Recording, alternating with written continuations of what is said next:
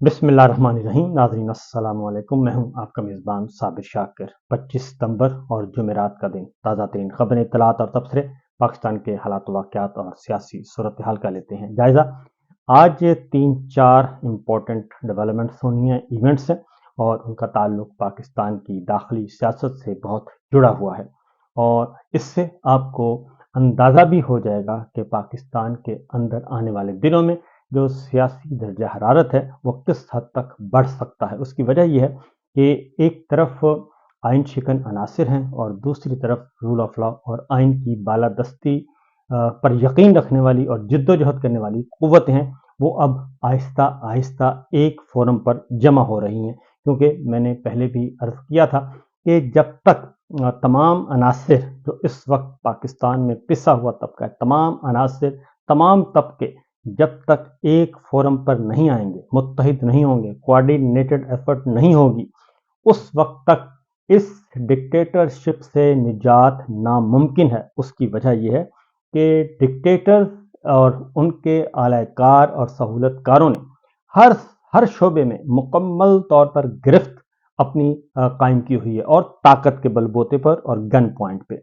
और गोली लाठी गोली के अलावा वो कोई और ज़ुबान समझते ही नहीं। और उसी ज़ुबान में पाकिस्तान के अवाम को, ख़ास को, जजेस को, वकला को, सहाफ़ियों को, सबको वो उसी लाठी से हाँक रहे हैं। तो लिहाजा जब भड़ास बढ़ती है, जब प्रेशर कुकर में गैस ज़्यादा होता है, तो फिर प्रेशर कुकर ने फटना ही होता है। इसलिए बार बार जिस बात की तरफ तवज्जो दिलाई जा रही है, और हम भी दिला रहे हैं, कि मोहतरम डिक्टेटर साहब, आपकी ज़िद अपनी जगह, लेकिन जब तक आप अपनी ज़िद नहीं छोड़ेंगे और ज़ाती इक़्तिदार, इख्तियार और ओहदे की लड़ाई से नहीं निकलेंगे, तब तक पाकिस्तान तरक्की नहीं कर सकता। और इस वक्त पूरी दुनिया में पाकिस्तान की जमहूरियत और आइन शिकनी और जाली फॉर्म 47 की सरकार एक तमाशा बनी हुई है पूरी दुनिया में। और कोड़ी की भी इज्जत नहीं है, दो धेले की भी इज्जत कहीं भी नहीं है। कर्जों की मईशत है। और अब वर्ल्ड बैंक की रिपोर्ट आ चुकी है, पिछले 3 साल की रिपोर्ट वर्ल्ड बैंक दे रहा है कि पाकिस्तान की ना मुआइशत ठीक है, ना उसकी इक़्तिसादी पॉलिसियाँ ठीक हैं, गुर्बत बढ़ रही है, महंगाई बढ़ रही है, बेरोज़गारी बढ़ रही है, गैर यकीनी की सूरत बढ़ रही है, और नौजवानों में मायूसी बढ़ रही है। ये वर्ल्ड बैंक की रिपोर्ट है, मेरी और आपकी या किसी अपोजिशन जमात की नहीं है। और ये पिछले 3 साल कौन इस मुल्क पे, पाकिस्तान पे रूल कौन कर रहा है, और वो आपको पता है, एक बादशाह सलामत हैं। और बादशाह सलामत के नीचे जो हैं, वो पहले उनका नाम था इम्पोर्टेड सरकार, जिनको बाकायदा तौर पे इम्पोर्टेड हुकूमत मुसल्लत की गई एक रजीम चेंज ऑपरेशन के ज़रिए। उसके बाद उसी की एक्सटेंशन थी काकड़ सरकार, और फिर दोबारा एक ब्रेक दे के उसी इम्पोर्टेड सरकार को वापस दोबारा मुसल्लत कर दिया गया, एक जाली फॉर्म 47 दे के। और फिर उसके बाद साथ फिस्तायत और जुल्म और सितम और झूठे मुकदमात, पकड़ धकड़, मार कुटाई, गोली, कत्लेआम, सब कुछ ये करके तो अभी तक इस निज़ाम को इस तरीके से काबू किया हो। तो जब तक ये सारी चीज़ें इसी तरह चलती रहेंगी, तो एक्चुअल क्या है, रोज़ाना हमें बताया जाता है कि जनाब बहुत दूध और शहद की नहरें हैं, टीवी पे मुकम्मल कंट्रोल है, मीडिया पे मुकम्मल कंट्रोल है, प्रिंट मीडिया पे मुकम्मल कंट्रोल है, सेंसरशिप बदतरीन किस्म की है। लेकिन आप आलमी इदारों को, आलमी तंजीमों को, उनका तो मुंह बंद नहीं कर सकते। और जब पाकिस्तान के अंदर पतन ने और हम जैसे लोगों ने जब ये कहा कि ये चोरी का निज़ाम नहीं चल सकता, तो हमें जुल्म सितम का निशाना बनाया गया तमाम को। और उसके बाद जब यही बात इंटरनेशनल ऑब्जर्वर्स और कॉमनवेल्थ की रिपोर्ट कह रही है, अब ये मुख्तलिफ इक़्तिदार के आलमी दरवाज़ों पे भीख मांग रहे हैं, तो वहाँ पे कदम पोशी कर रहे हैं, और कदम बोसी करके उनसे मिन्नत समाजत कर रहे हैं कि उस रिपोर्ट को शाया ना किया जाए, जो 8 फरवरी 2024 की धांधली वाली रिपोर्ट है। तो ये तो सिचुएशन चल रही है इस वक्त सूरत हाल। अब ज़रा आते हैं कि ज़ाहिर है, जब आप बहुत हद तक जब आप बहुत बदतरीन किस्म की फिसायत मुसल्लत करते हैं, तो फिर आहिस्ता आहिस्ता तमाम तबके जो हैं वो जमा होते हैं, इकट्ठे होते हैं। अब जो जुडिशरी में सबसे ज़्यादा, क्योंकि एक सेफ्टी वॉल्व होता है अदलिया, और अदलिया को इन्होंने इस तरीके से दबा दिया है کہ وہاں پہ نوکر پیشہ لوگوں کو جج بنا دیا ہے، نوکری پیشہ لوگوں کو جج بنا دیا ہے، اور ان کو لکھے ہوئے فیصلے دیے جاتے ہیں اور وہ پپٹس کی طرح وہی فیصلے لفافے بند لفافے کھولتے ہیں اور وہ پڑھ کر سنا دیتے ہیں۔ ابھی پچھلے دنوں کیونکہ جسٹس جہانگیری صاحب کو انہوں نے ڈوگر صاحب نے سرفراز ڈوگر صاحب نے معطل کر دیا اور ان کو جوڈیشل ورک سے روک دیا، جبکہ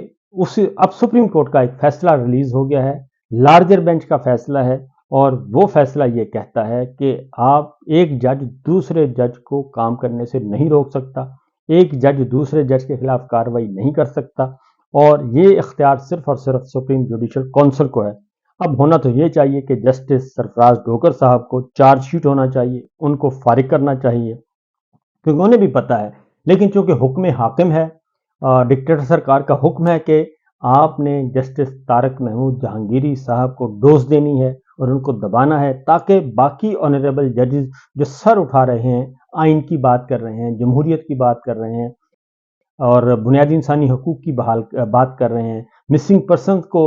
کی بات کر رہے ہیں، ان کی بازیابی کی، تو ان سب کو پریشرائز کیا جا سکے۔ تو یہ صورتحال ہے، تو لہٰذا آج جو ایک ایونٹ ہونے جا رہا ہے وہ ہے گول میز کانفرنس، وکلا کی گول میز کانفرنس ہے، اور اس میں یہ وہ وکلا ہیں، سب جمع ہو رہے ہیں، یہ وکلا نہیں ہیں بلکہ یہ ہمارے جو قانون دانوں کا دماغ ہیں، سینئر موسٹ لوگ ہیں، وہ سب جمع ہو رہے ہیں، بلکہ کہنا چاہیے کہ قانون کے بابائے آدم ہیں پاکستان کے، وہ جمع ہو رہے ہیں۔ اور میں جب نام آپ کو بتاتا ہوں کہ اس میں علی احمد قرد شامل ہیں، اس میں علی احمد قرد سپریم کورٹ بار ایسوسی ایشن کے سابق صدر ہیں، قاضی انور صاحب سپریم کورٹ بار ایسوسی ایشن کے صدر رہ چکے ہیں، اعتزاز احسن صاحب کسی تعارف کے محتاج نہیں، بار ایسوسی ایشن کے صدر بھی رہ چکے ہیں، اور حامد خان صاحب سپریم کورٹ بار کے صدر رہ چکے ہیں، لطیف کھوسہ صاحب سپریم کورٹ کے بار کے صدر رہ چکے ہیں، علی ظفر صاحب سپریم کورٹ بار کے صدر رہ چکے ہیں، منیر ملک صاحب سپریم کورٹ بار کے صدر رہ چکے ہیں۔ یہ تمام سابق صدور، اور یہ تمام کون ہیں؟ وکلا تحریک کے روح رواں تھے جب ڈکٹیٹر پرویز مشرف آئین کو روند رہا تھا اور جوڈیشری کو کرش کر رہا تھا، ججز کو گرفتار کر رہا تھا۔ اس وقت یہ وکلا قیادت سامنے آئی تھی اور انہوں نے ایک بھرپور قسم کی تحریک چلائی تھی رول آف لا کے لیے، اور کامیابی حاصل کی تھی، اور اس کے نتیجے میں ڈکٹیٹر پرویز مشرف صاحب کو رخصت ہونا پڑا تھا۔ تو اب یہ وکلا دوبارہ جمع ہو گئے ہیں، اور آج گول میز کانفرنس ہے، 11 بجے سے شام 7 بجے تک رہے گی، سارا دن، یعنی کہ ہول ڈے ہے۔ اور اس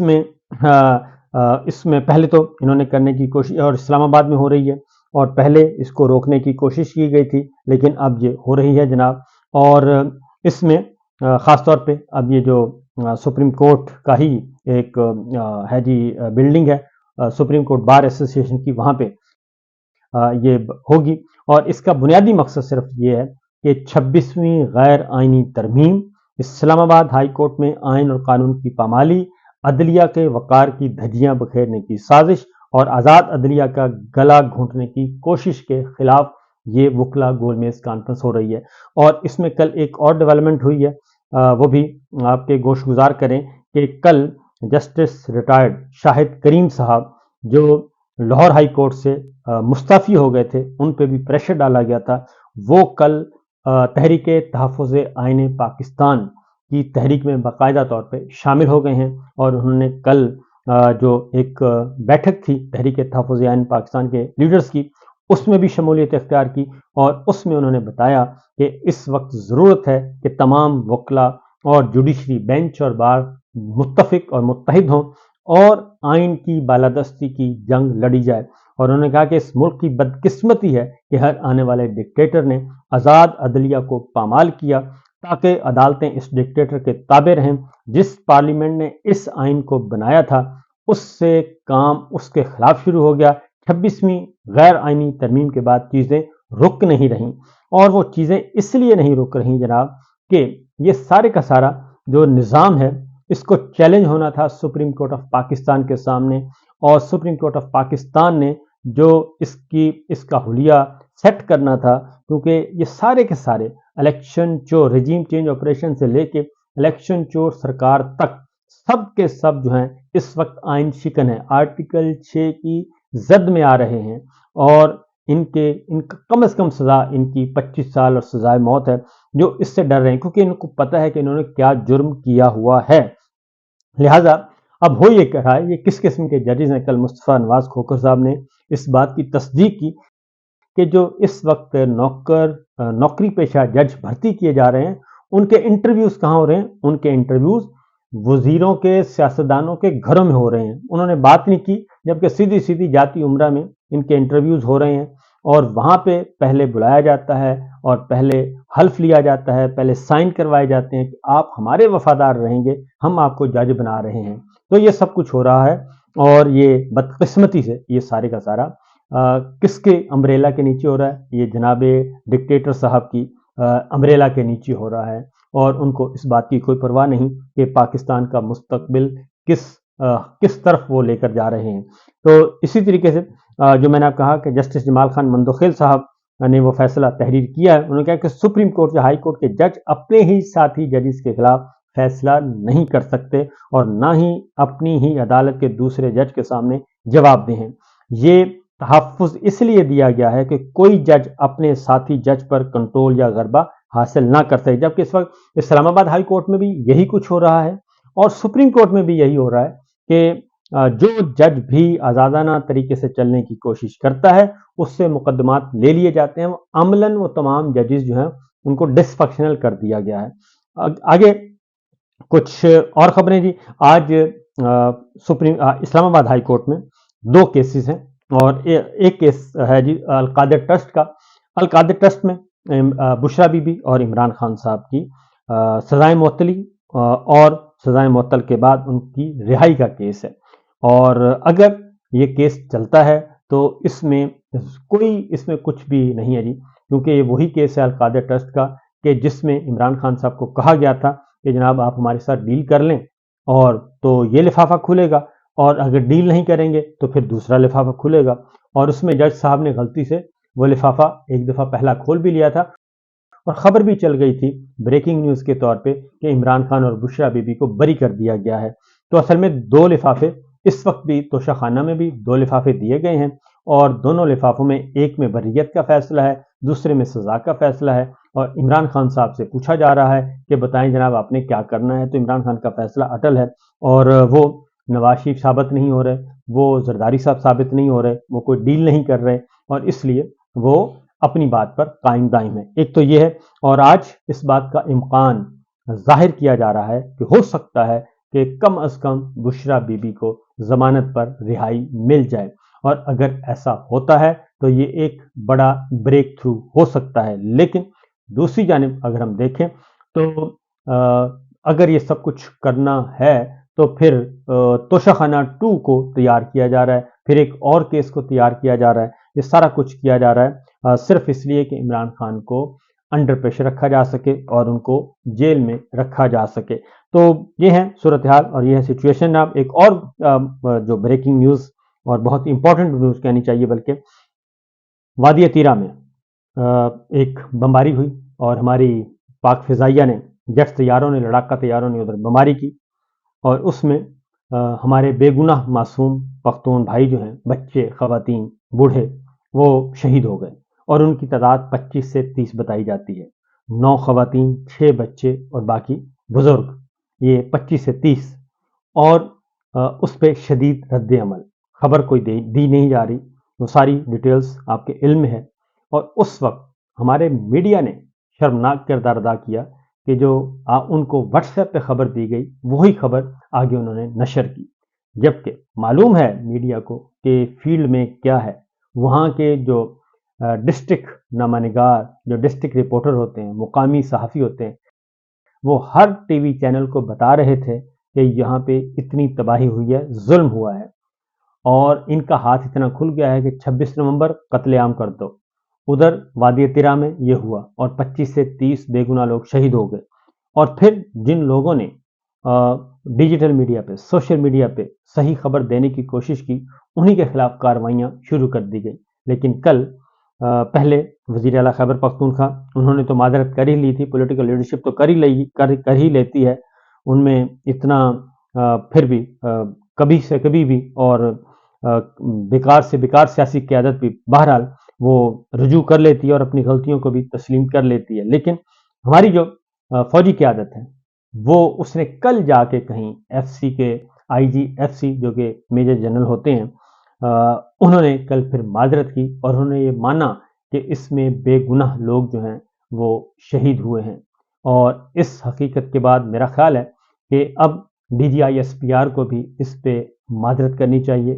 معافی مانگنی چاہیے، اور جو لوگ بے گناہ مارے گئے ہیں ان متاثرین کو معاوضہ دینا چاہیے D G I S P R کی طرف سے، ڈیفنس منسٹری کی طرف سے، اور صوبائی حکومت نے دے دیا ان کا ازالہ کرنا چاہیے. کیونکہ